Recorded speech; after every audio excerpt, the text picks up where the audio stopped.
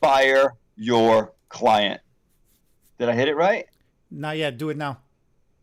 Fire your client. Maybe not with a smile, though. Are we live right now? Yeah, what's up, Profitable Stylist? We've got a hot button topic to discuss. This is one of the most widely searched topics in the forums, in the channels, on the regular searches out there. How do you fire a client? What do you Fire. do when somebody's a PITA? Do you know what a PITA is, Bernard? Not till you mentioned it this morning, but I started to figure it out, and I was like, PETA, it's got to be an acronym. Pain Pain in in the... the butt. The A stands for butt? A stands for butt. Okay. Pain.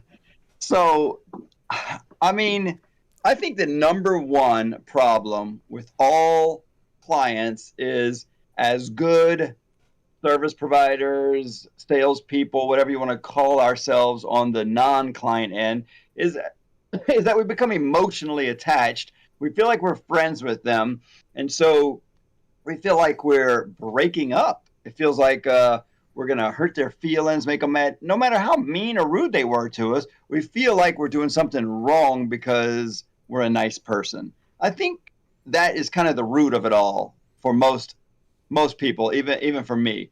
Firing a client is Yeah. just uncomfortable. I've got a lot Managing of notes. expectations. There was a disconnect somewhere from the beginning of the consult to some point of the service to some point of maintaining that account, client, however you want to refer to it. The expectation that started, and things evolve, things change, but the people involved didn't keep up with that. So you went one direction, the idea stayed in the other direction. A good point, because I think that brings up a little different nuance to this. Firing a client early on is a lot easier than, let's say, somebody's been with you for 2 or 3 years, Yeah. and then all of a sudden, I think like what you're saying, managing expectations is powerful. And a couple of things happen. In an early relationship, it might just be all about expectations. In a later relationship, it might be a person's going through something tough in their life.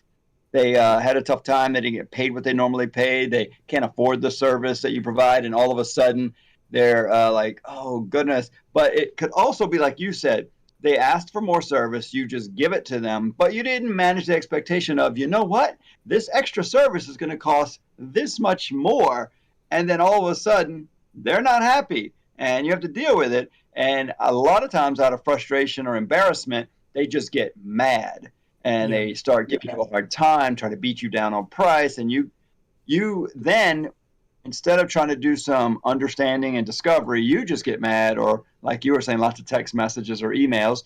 But at some point, you do just have to get rid of them. You want to go there yet, or you want to still talk about the Well, setup? and then we'll preface it one more way. Entering into you, a lot of people say, what is the best way to develop a client? Do you get into a relationship with that person? How do you keep it strictly business? Do you mix business with pleasure, right? There is a very, I go through this all the time in the programs when I do live programs, when I teach classes. There's a very thin, fine line between being friend and friendly with somebody. And no matter what you're doing, so long as you can consistently stay friendly, things are great. When you cross that line and you think, or they think, one or the other person has become now a friend, that's it. It just, there's that level of professionalism that gets dropped. There's that level of respect that gets dropped. And that's where the expectations start going into a tailspin. So with that said, all right, which one do you want to cover first? I think what you're saying is right as far as that, and prices.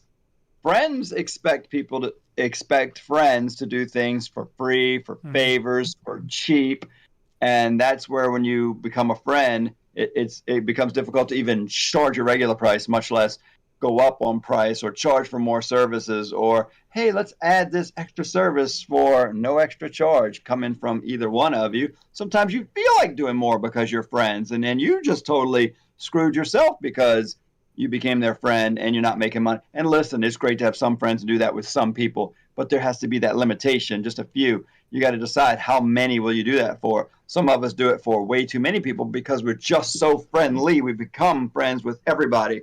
Again, it's like you got to try to remove the emotions. And you say it like it's an easy thing to do. It's not easy to do. It's not. It's not easy to remove the emotions from it.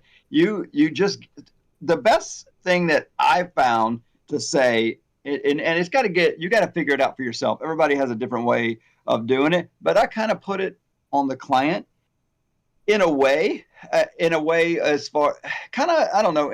Here, I'll say it and you just decide which, because it's kind of on me and on the client. But I say, I can't seem to make you happy is where it starts. I can't seem to make you happy anymore. So I'm going to recommend somebody who I think might. And they're like, wait, what? Are you firing me? I mean, I got into this job. I got into this business. I got into this profession. Or how about I just want to be happy in life? And I can't really figure out if I'm not happy providing service to you, or if you're not happy with what I'm providing. I can't figure it out. We've tried a few different things. You just don't seem to be happy. I want you to be happy.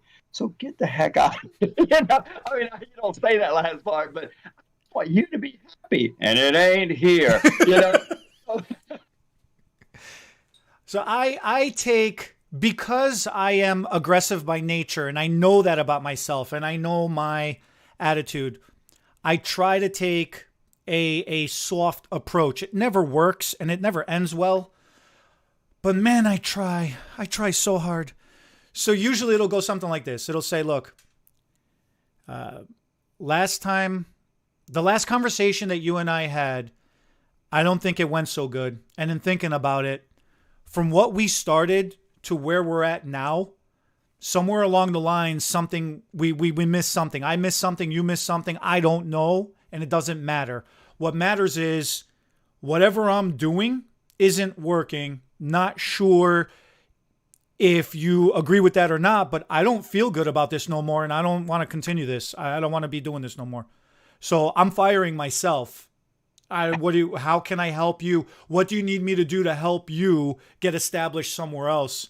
And they're like, wait a minute, you can't fire yourself. What are you talking about? I love you. You're the bestest at what about all those times, blah, blah, blah, blah, blah, right?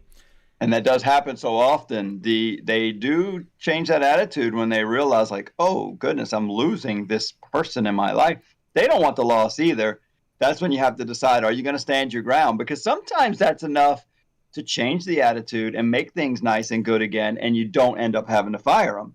But sometimes you got to realize, like, this is my second or third time trying to fire me or them from this service. I need to follow through no matter what they think. I love the old expression, it's not you, it's me. That's the approach I take. No, love, you did nothing wrong. I need to go find myself.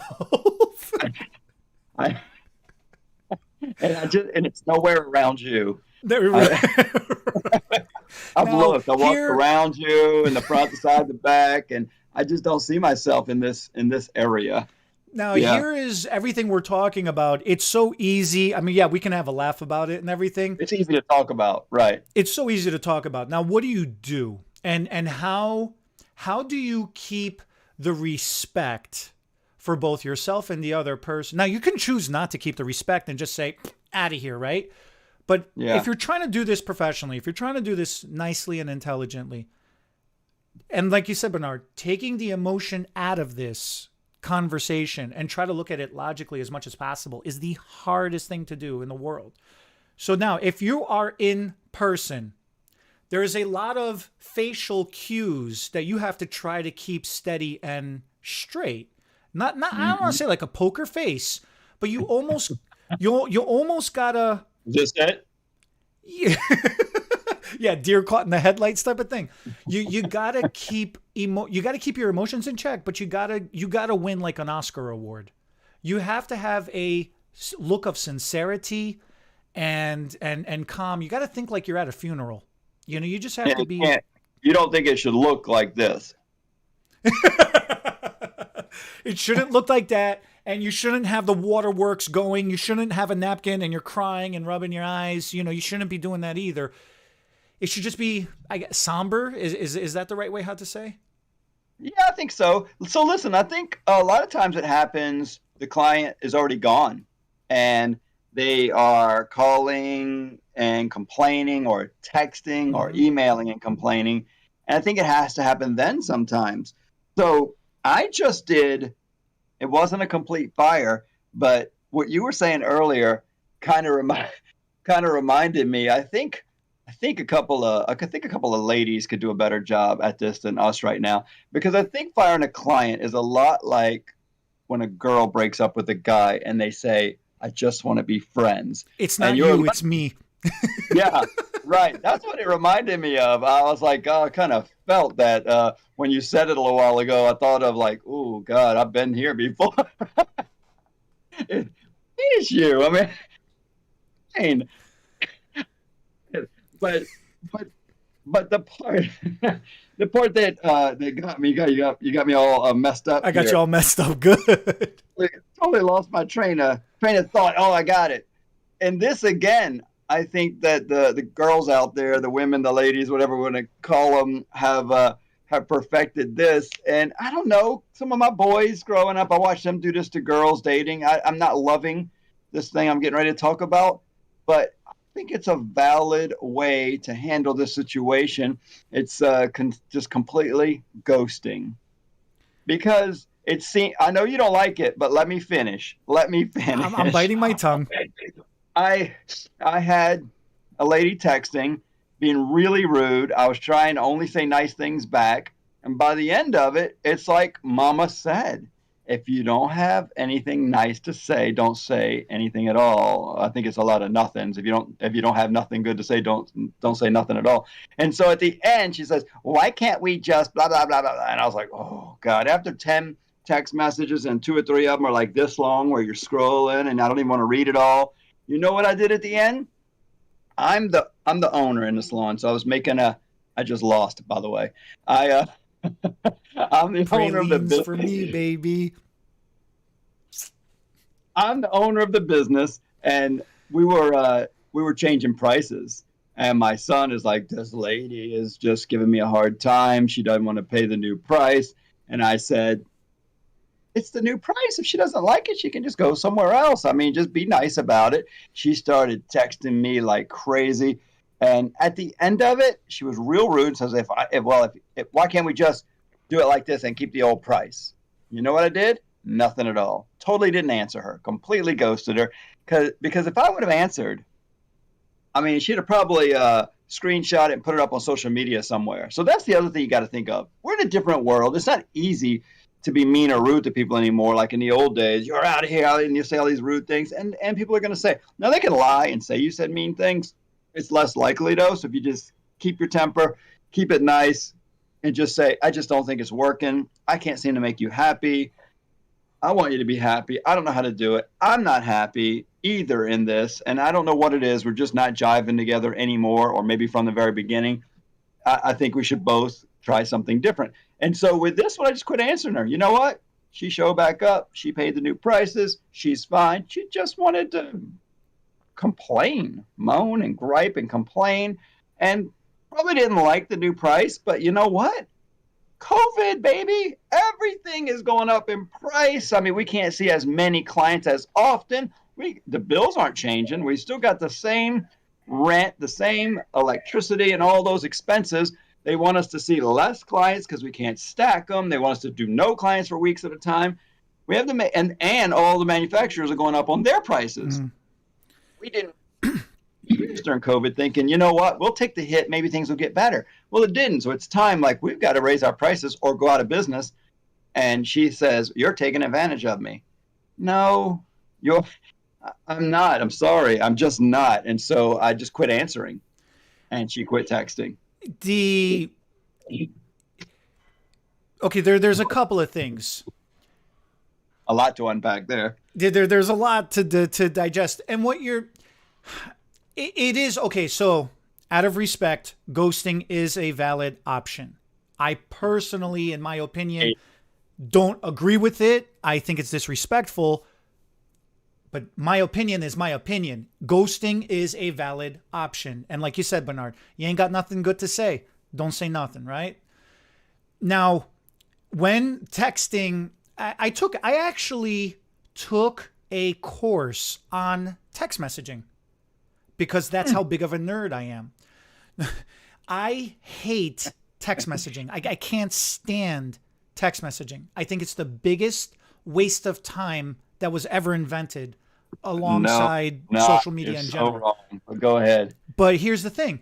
I was one of those because I hate text messaging. Waste of time. It's a save time. I just texted my brother that you just I'm on texted your brother. I can't talk to him Bernard, right now. I was one of those. I would send the entire paragraph because I wanted to get everything out in one breath and get it over with. Nobody reads that. Nobody reads that. And then I have a couple of buddies. They send 3 words and then another 3 words, another 3 words, another 3 words, and it's 13 freaking messages that equal a paragraph, right? But they're all spaced out. And then, the capital and the punctuations and the emojis and all that stuff, okay, fine. What I've discovered is this. If a text message exchanged, this really depends on who you're talking to.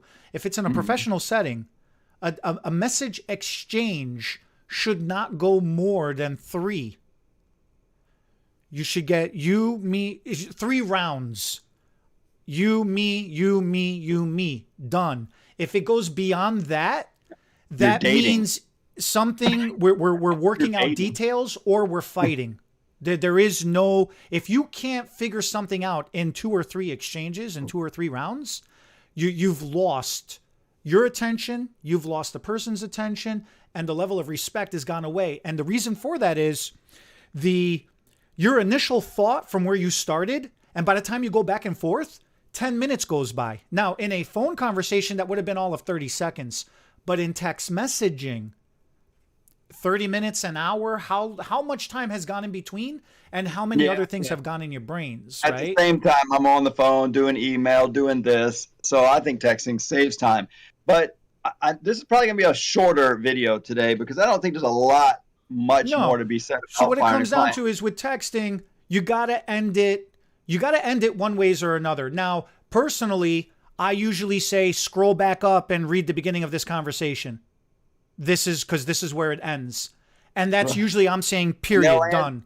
Well, if they answer again, you have no choice but to ghost at some point because they just keep answering back and you got to just stop. You can't necessarily be the last one. So at some point they ask, you say no, they ask again.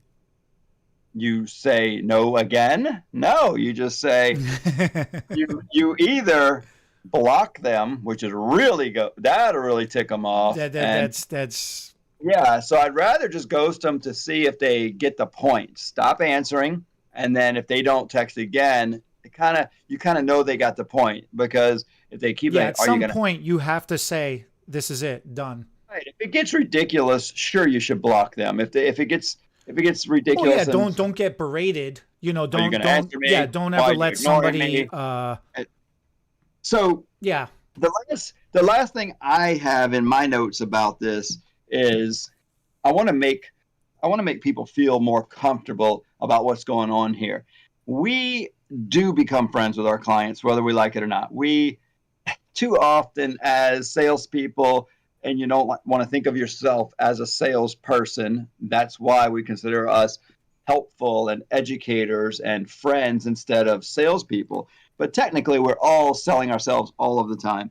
And the thing I want to remind you is how loyal is that client to you? They're less loyal than you are to them. And you're trying so hard to make them happy, not upset them, let them down easy, fire them nicely. But as soon as, that's the reason we don't go up on our prices because of that friendship. That's the reason why we don't fire them when we should. And And as soon as that client's son, daughter, nephew, niece goes to school, I'm gonna say it. I already lost. Goes to hair school, becomes a hairdresser, and wants to do their hair, they're like, sure, and they leave you because it's free or cheap or their family member, and they don't just keep paying you so you can pay your bills. They just stop, and they'll even tell you, I'm so excited, my son became a hairdresser. What do you think? Oh, that's so nice. Why did you quit coming to me? I still had bills. I should have went up on you a year ago. I was giving away more service than the money I was getting because I thought you needed, it's just like they will leave you in a heartbeat. They will leave you over having a bad morning. You served them the wrong cup of coffee. They'll leave for price, family, friends, just whatever. They move, they die. I mean, you lose clients, So, I mean, the dying is the only one they might not be able to control as well. But all the other ones, they just leave you with no warning, no future pay. So they think of themselves before they think of you. So make sure you're taking care of yourself. Make sure you're getting paid what you deserve on each and every client every single time you do it. And when you need to raise prices, you do it so that you can feed your family and live, because they don't care as much as they act like they care during that hour or two of providing the service. Some of them care a little bit more than others. Some of them will bring you a birthday gift, a Christmas gift, but they don't. Oh. You know what? And the ones that really do care, what I found is when I raise the price, the ones that really do care say it's about time. You deserved more than what you were getting. You're like, wow, that's a good person. They realize what they're getting, and they don't want to rip you off. But that's rare. What were you going to say? You totally reminded me of something. So okay, so you keep saying you lost. For those of you wondering, Bernard and I had a little thing before we went live to see how long can each of us go before we bring in our personal industry, which is cosmetology, hairdressing, right? Because some of you watching are not going to be hairdressers. You're going to be in other industries that are going to find this video. And still want to fire your client. Right? It all comes down to the same thought process. All of these are interchangeable. Our industry is extremely personalized, right? But it doesn't matter what industry you're in. All of this is applicable. Now, here is my last thought on all of this. You have to be honest with yourself. We talking about from the client's perspective, what to do with the client and how it gets to that level from the client. Ultimately, at the end of the day, you as the service provider, I don't care what industry you're from, you have to be honest with yourself. You are in the ultimate control. What is your job? Now, we think, no, it's not even we think. We outright, all of us can say, I'm doing 5 people's job. I don't just do my job description. I don't even know what my job description is anymore. And yes, that is correct. 100%. I myself am guilty of that. I do not even have a job description anymore. It's just whatever the minute needs, and that's the fire I put out. So, but you have to be honest. What did you agree on from the beginning? And when you started crossing that line and started doing more, were you honest with yourself when you decided to do that? Because you had to make that decision to go ahead and do that. You could have said no, but you decided to say yes because you cared and you wanted to do better service. And then the next thing came. And the next thing came, and the next thing came. And every single time, you ultimately had that decision to continue keep doing it. Now, each time you did it, did you ask for money or not? The exchange of money is just quantifying the service. It's arbitrary. It means absolutely nothing. But it puts a value to what you're doing. And if you didn't charge anybody, did you bring it up to the client and let them know that, hey, I know this isn't part of what we discussed, but this came up and I'm going to do this extra thing. I just want to give you a heads up. It just gives that respect, that appreciation. It's something that's lost nowadays, and it's sad. A little bit of respect goes a long way. These expressions that exist from time before, that our grandparents and our parents and our friends and colleagues and mentors tell us matters, okay? So if you're being honest with yourself and you're giving yourself a review of what you're doing and how you're doing it and how things are going, do it daily, do it weekly, do it monthly. However, whenever you do it, you need to do that with yourself. And if you see there's static happening, kill it right then and there. Bring it up and have a meeting about it with your client, with yourself, and just have an honest conversation. As hard as that may be and as scary as that may be, it's got to be done. I think what we started with is probably the most important thing, and it's kind of what you're describing now, is managing the expectations. I heard one of my top stylists just a couple of days ago. I'm just walking through the salon, and I heard her say, and she's a good stylist, and it just, it kills me when I hear her say something like this. She goes, "So we're just doing the same old thing?" And she goes, yeah, okay. And I was like, God, that sounded mundane and boring, and what? I mean, just doing the same old thing. But at least she did cover. Okay, so it's going to be the same old price, I guess. But to me, that was like such opportunity to do more. But I would always say, so what, at least at the bare minimum, so what are we doing today? Even if you know it's the same old thing, maybe, just maybe, they'll want to do something different. Mm-hmm. Because when you say same old thing, they're thinking, oh, God, I really wanted to go a little lighter, a little darker, but it sure seems like you're only ready to do the same old thing. I don't know. To me, it makes it seem like you're not really ready to. It doesn't sound like you're excited about fixing, changing, altering, adding, making me more happy today than the same old thing. Well, it's like a relationship, right? If we're at home and you say, "Hey, babes, what you want to watch tonight?" "I don't care. I guess we'll watch a movie." "Okay." "Hey, babes, what do you want to do tonight?" "I don't know. We'll just watch a movie." "Okay." Same old, right? You got to spice it up. You're right. You become complacent. Relationship becomes stale, and that's it. You got to keep that spice going. You got to throw those curveballs in there. You got to have fun. Yeah. And business, personal, whatever it is. Now, just to recap, emailing back and forth is like text messaging. Arguing on social media is like text messaging. Yeah. Don't do it. Just don't. It's not worth that aggravation and that argument. But don't forget, even on social media, you can block them. You can delete them. You can delete their comments, both on the phone, texting, calling. All of these things can be blocked or deleted. Now, if they give you a bad review, Google review, Facebook review, that can't be taken away. So be careful not to go overboard, lose your emotions, lose your temper, because then those things are going to end up on social media somewhere. Not social media, but on reviews somewhere. Yelp. It'll be on Yelp. It'll be somewhere you can't take away or control. All you can do is answer it and say, it was time. Be honest again. It was time. We had to end this relationship. And just try to be honest about answering the bad review. That's the best you can do. Burying bad reviews with a whole bunch of good reviews is the best thing. But as a stylist that worked for me one time said, not all money, how did she say it? Not all money is to be made, or something like that. It was some weird saying, like, not all money is money to be made. That's what it was. And I didn't understand what she meant. She said, every single client coming in has money to give you, but you don't need all of their money. Some of them are not worth it. So you don't need to make all the money. You can say no. You can say, I'm not comfortable with that. I don't think we should do that. Don't even take a service that's going to end in disaster. That's what the consultation's about. They ask for something and you start feeling uncomfortable about it. Don't think that's excitement. Know that is, you know what? I am not prepared to do that. So then manage it a different way. Say the truth. I have never done that service before. I would love to give it a try.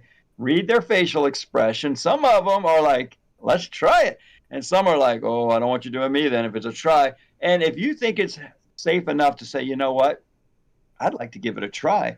I mean, I've never done that particular rooted look before, and I don't have a model to do it on. I would love to try it on you if you want. I won't even charge you this time for the practice. And then they agree to it. Well, there you go. You managed the expectations. You got your free model. I just want to take some before and after pictures, put it on social media to advertise it. But they agreed to take the risk with you. They said, give it a shot.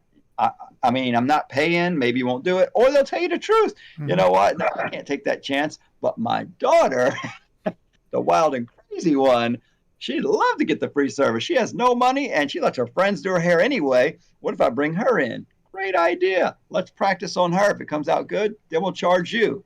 Great idea. So just find creative ways to figure out what's going on in their head and your head. Try to meet in the middle somewhere. And don't be above videoing the consultation. I've set up a phone on a tripod. Yeah, okay. On the counter, and when it seems like extension clients, especially when it seems like it's going bad or they seem a little cuckoo, and you're like, oh God, I can been around the block too many times. We'll have them sign something saying that there's going to be no refunds, because I can see already they're not even going to want to pay for it. Have them pay ahead of time. Or we'll put a video camera up there and say, hey, just to make sure we're both on the same page, I'm going to just video this consultation for the future. So what did you say you want? And this is what I'm going to get. And then you've got it all on video. I mean, why not these days, if you are worried at all? So there's so many creative ways to manage the expectations. But when it comes down to just feeling bad about doing a client, you're ready to get rid of them, stop fretting over it and just get rid of them quickly. The quicker you do it, the quicker it's behind you and you start feeling better. And then you'll feel better about it. Just do it. Go ahead. What you want to say? You reminded me of something.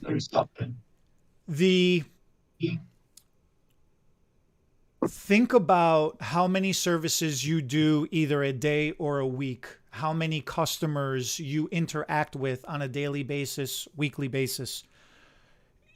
Can you actually remember how many good exchanges you had? We drone. We only focus so much on the negative exchanges. Yeah. Right? And you listen to the news media. I mean, everything is just negative, constant negative. When you're thinking about the negative stuff and the exchanges, it's okay to do that. Here's the other thing. It's okay to think about what went wrong. What's not okay is to obsess. This is what I'm guilty of, and this is what my wife does a wonderful job in helping me of. Is I'll be sitting at my desk and I'll just be doing where social media would help you. You post the good stuff. Post the good stuff. Go back and look at your feed. You'll see all the good stuff. Because if you only worry about what happened bad, you're mentally not prepared for the next customer, the next client, the next account. It's not fair to the next client, right? If you let that bad relationship drag out all day, next day, you're doing a worse job on all your clients as you're fretting over that one client that you just need to get behind you so you can go through the grieving process and be done. I'm all out. I'm going to work. I'm going to fire some clients. I would like to hear some. I am so against ghosting. So give me a comment and give me a what is your fired comment. Do that for me. All right, guys. Thank you for watching. We'll catch you next time. Y'all remember Trump? You're fired on that show.